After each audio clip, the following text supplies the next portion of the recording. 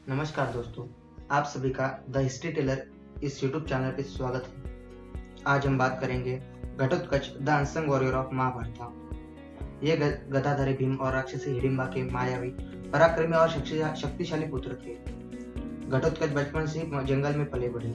उनका नाम घटोत्कच क्यों पड़ा? उनका नाम घटोत्कच इसीलिए पड़ा क्योंकि उनका सर घट यानी मटके जैसा था और उनके शरीर पे ज्यादा बाल नहीं थे। गदाधारी भीम का यह पुत्र जन्म लेते ही क्षण भर में बड़ा और तुरंत जवान भी हो गया। दोस्तों, घटोत्कच को जन्म से उनके सर पर ज्यादा बाल नहीं थे। इस वजह से भीम और हिडिंबा ने उसके घट अर्थात सर को उत्कच यानी केशवहीन होने के कारण घटोत्कच नाम रख दिया। घटोत्कच की पत्नी का नाम क्या था और उनके कितने पुत्र थे? घटोत्कच की पत्नी का नाम मरवी था। कई लोग उसे अहिलावती नाम से भी जानते हैं। वह एक नागकन्या थी। मरवी अत्यंत सुंदर और पराक्रमी महिला थी।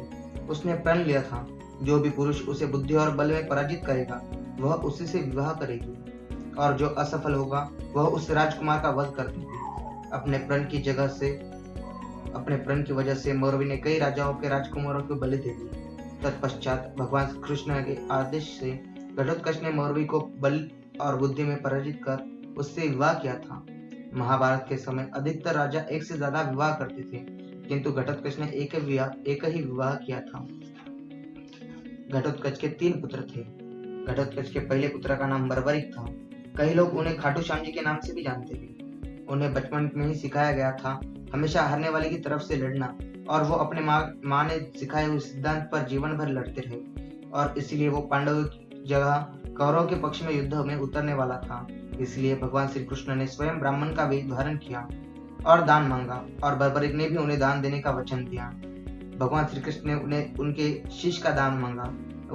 वचन में बंदे बार्बरिक ने ये मान भी लिया, और महान वीर बार्बरिक अगर युद्ध में भाग लेते तो युद्ध कुछ ही क्षणों में समाप्त हो जाता।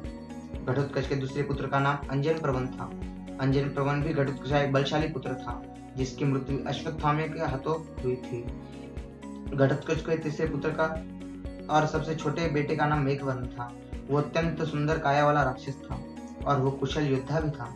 मेघवर्ण पांडवों का एकमात्र पुत्र था जो महाभारत युद्ध के पश्चात जीवित था। घटोत्कच के पास कौन सी मायावी शक्तियां थी? घटोत्कच जब चाहे तब एक अणु के समान सूक्ष्म रूप धारण कर सकते थे तथा कभी भी अपने शरीर को असीमित विशाल बना सकते थे। हवा में तेज उड़ने की शक्ति उनको प्राप्त थी। इसके अलावा गायब होकर प्रकट होने की शक्ति भी उनको प्राप्त थी। घटोत्कच का महाभारत में क्या भाग था? महाभारत में लिखे द्रोण पर्व के अनुसार घटोत्कच के रथ के ऊपर जो ध्वज था उस पर मांस खाने वाला गिद्ध का चित्र था। उस रथ को 8 पैर थे और उस रथ का आवाज मेघ गरजने वाले बादल जैसा था, और उसके रथ का साथी विरूपाक्ष नाम का राक्षस था। घटोत्कच ने कौरव सेना की ओर से युद्ध कर रहे राक्षस अम्बुलश का वध किया था। अम्बुलश भी घटोत्कच की तरह मायावी राक्षस था। घटोत्कच की मृत्यु कैसे हुई थी? महाभारत के जयद्रथ के वध के पश्चात बहुत भयानक युद्ध चल रहा था। रात के समय घटोत्कच की मायावी शक्तियां और बढ़ गई थी। घटोत्कच ने पूरे कौरव सेना में हड़कंप मचा दिया था। उस दिन दुर्योधन को डर लगने लगा कि ऐसा युद्ध चलता रहा तो आज ही पांडव जीत जाएंगे। तब दुर्योधन ने कर्ण को भगवान इंद्र ने दिए हुए अस्त्र का प्रयोग करने के लिए कहा, किंतु कर्ण ने वह अस्त्र अर्जुन के लिए रखा था।